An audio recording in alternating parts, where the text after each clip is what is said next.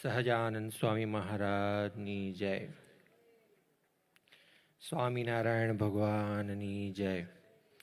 હરિકૃષ્ણ મહારાજની જય.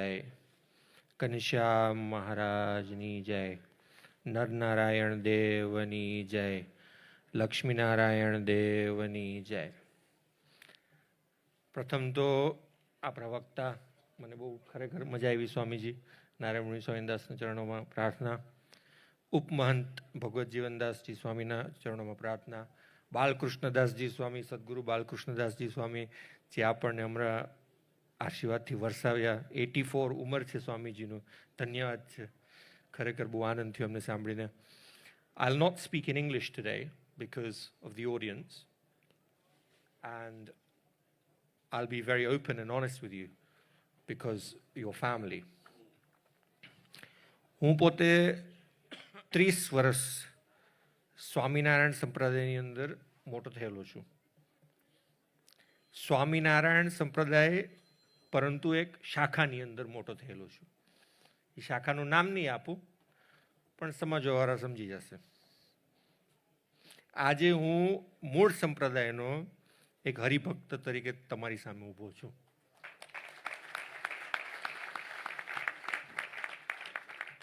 અને એનું કારણ છે, આજે જેમ લાલજીભાઈએ વાત કરી, હું એક પુસ્તક મૂળ સંપ્રદાય ઉપર લખું છું. શાસ્ત્રી સ્વામી માધવપ્રિયદાસજી સ્વામી સાથે, સંત વલ્લભદાસજી સ્વામી સાથે, ચેરમેન વડતાલના ચેરમેન જે છે, વિદ્વાન સંતો છે, અને તમારા ભુજના સંતો એવા મહાવિદ્વાન છે. મેં જે પ્રતીતિ કરેલી છે કે જે આપણા મૂળ મંદિરોની અંદર જે દેવો પધરાયેલા છે એમાં સાક્ષાત ભગવાન પ્રગટ છે. જો કદાચ કોઈ એમ કહેતું હોય કે અમારું ગુરુમાં ભગવાન પ્રગટ છે, કોઈ એમ કહેતું હોય કે મનુષ્યની અંદર ભગવાન પ્રગટ હોય, તો આ દેવોમાં શું ખોટ છે? આ દેવ જે મહારાજે જાતે પધરાયેલા છે એની અંદર તમે ખોટ કાઢીને તમારા પોતાના ગુરુમાં ભગવાન પ્રવેશ કરાવો છો. વિચાર તો કરો, થોડોક લોજિકલી વિચાર કરો કે જે દેવો પાછળ મહારાજ પોતે ઘસાઈ ગયા હતા, જે દેવો પધરાવવા માટે, જે મંદિરો બનાવવા માટે મહારાજના સંતો પરમહંસો ઘસાઈ ગયેલા છે, એ મંદિરોને તમે નિંદા કરો, એ મંદિરોને તમે ખોટા સાબિત કરો, એ દેવોને તમે ખોટા સાબિત કરો, તો તમારી શું હેસિયત છે આ કરવાની? વિચાર તો તમે કરો. કોઈ લોજિકલ, થિયોલોજિકલ, ફિલોસોફિકલ વાત હોય તો માણસ આગળ વાત કરી શકે, પણ આ તો કોઈ વાત જ નથી. મેં જે પ્રતીતિ કરેલી છે મૂર્તિઓની, નરનારાયણ દેવ હોય, લક્ષ્મીનારાયણ દેવ હોય, હરિકૃષ્ણ મહારાજ સાક્ષાત ભગવાનનું સ્વરૂપ છે, એવી મેં જાતે અનુભવ કરેલો છે. 30 વર્ષ અન્ય જગ્યા રહીને એનું સમાગમ કરીને મને જે પ્રતીતિ આ મૂર્તિઓની અંદર થઈ છે ને ત્યાં નથી થઈ. માટે તમે જે મૂળ સંપ્રદાયનું કામ કરો છો, મૂળ સંપ્રદાયની રહીને આ સંતો સાથે જોડાયેલા છો, આ ભુજના સંતો સમર્થ, મહાસમર્થો સાધુઓ છે, તો એ પોતાના સંસ્થાઓ, પોતાના મંદિરો, પોતાનું બધું ઊભા નથી કરતા, ગાદીની અંદર રહીને કામ કરે છે. એ જ મહત્વની વાત છે, એ જ સમજવાની વાત છે. માટે આ સંતોને ધન્યવાદ છે. વડતાલની અંદર આ મહાધુરંધરો સંતો છે, ભલે ગુરુકુળના સંતો હોય, નૌતમ પ્રકાશ સ્વામી હોય, પોતે એ બધા વડતાલ ગાદીને વશ આધીન થયેલા છે. એ જ મુખ્ય વસ્તુ છે. જે દેવને વળગેલા રહે એનું આપણે સાથ સમજવાનું છે. આજે તમે શિક્ષાપત્રીને બંધ કરીને પોતાના ગ્રંથ ઊભા કરો છો, આરતીને બદલાવી નાખો છો, તો મુક્તાનંદ સ્વામી કંઈ ખોટું કર્યું હતું? તમે મુક્તાનંદ સ્વામી કરતાં અધિક છો? વિચાર તો તમે કરો. અત્યારના આપણે આ વાત નહીં કરવાની. હું અગર આ વાતની સ્ટેજ ઉપર કરીને નહીં વાત કરું તો 500 વર્ષ પછી આપણા છોકરો મૂળ સંપ્રદાય સાથે નહીં વળગી રહેલા હોય. હું તમને હકીકત કરીને કહું છું. કારણ કે આજે પરદેશની અંદર અન્ય શાખાઓના જ નામ બદલાય છે, અન્ય શાખાઓના જ સંસ્થાઓના જ નામ બોલાય છે. એટલે માટે આ સંતો દાખલો કરીને અહીંયા આવે છે. બાકી એમને શું જરૂર છે અહીંયા આવવાની? વિચાર તમે કરો. કંઈ ગુજરાતમાં ઓછું છે? કચ્છમાં ઓછું છે? કેટલું બધું પ્રવૃત્તિ કરે છે આ સંતો, મેં સગી આંખે જોયેલું છે. અહીંયા આવીને આટલું જ કારણ છે કે તમારા છોકરાઓ આ મૂળ સંપ્રદાય સાથે વળગી રહેલા રહે એટલા માટે આ દાખલો કરે છે. બાકી કોઈ કાળે આ વસ્તુ બચે એવું નથી. જો આપણે જાગૃત નહીં થાય તો શિક્ષાપત્રી કંઈક ઓછું હતું. હમણાં બાલકૃષ્ણ સ્વામી વાત કરી શિક્ષાપત્રનું કેવું મહિમા છે. શિક્ષાપત્રી સર માલ્કમને મારા પુસ્તકની અંદર હું લખું છું. સર માલ્કમનો આખું પ્રસંગ આવે છે એમાં. એની અંદર તમે વિચાર તો કરો, શ્રીજી મહારાજે બ્રિટિશ સાથે એમને સંબંધ ગળાવ્યું હતું. જેમ અત્યારના આપણે પોલિટિક્સમાં અત્યારે મારો ભાઈબંધ આવ્યો છે કૃપેશ હિરાની, જે તમારા જ સમાજનો છે અને મારો ખાસ ફ્રેન્ડ પોલિટિકલ ભાઈ છે, અને ખાસ આપણે સપોર્ટ કરવાનો છે ભવિષ્યની અંદર પાછો. બટ આપણે મહારાજનું કામ તમે જુઓ ને તો મહારાજે બધા બ્રિટિશ સાથે, બધા મોટા મોટા વડવાઓ સાથે વળગીને રહ્યા હતા. અને he was enshrined with the society, with community. એમાં કંઈ ખોટી વાત નથી. શિક્ષાપત્રમાં પણ લખેલું છે કે તમને એવું લાગતું હશે કે મોટા માણસોને કેમ આગળ બેસાડે છે, એ મહારાજની આજ્ઞા છે. આ સંતો કંઈ પક્ષપાત નથી કરતા, કોઈ કંઈ પક્ષપાત નથી કરતું કે આ વધારે ડોનેશન આપે છે એટલે આગળ બેસાડીએ, એવું કંઈ નથી. મહારાજની આજ્ઞા છે માટે બેસાડે છે. તમે સમજો હું શું કહું છું. પણ એ શિક્ષાપત્રી જે છે વસ્તુ, જે મહારાજની વાણી છે, મહારાજનું સ્વરૂપ છે, સાક્ષાત સ્વરૂપ છે, એ બદલાવીને પછી તમારો ગ્રંથ મૂકી દેવાનું.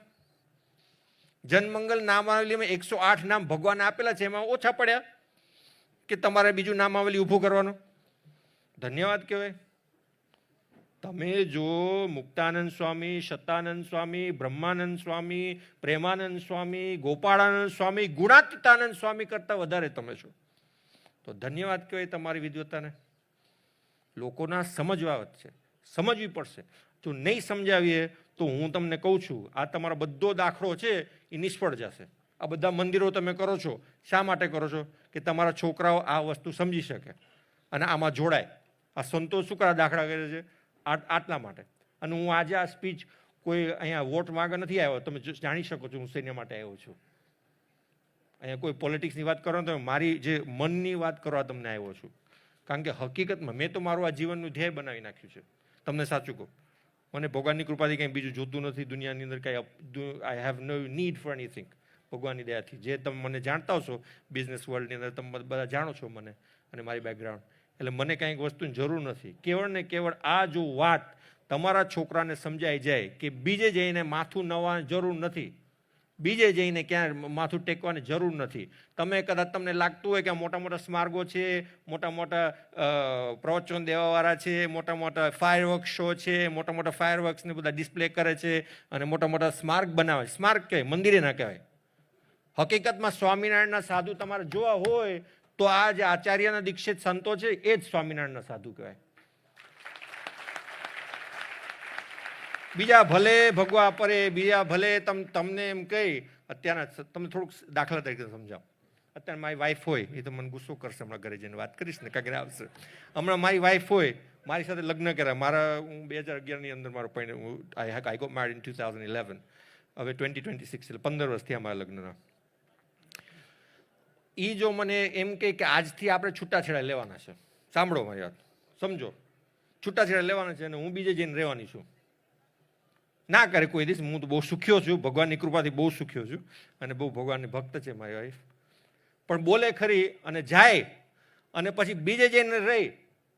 મારા જ કપડાં મેં સાડી લઈ દીધી હોય એ જઈને પહેરે પાછી.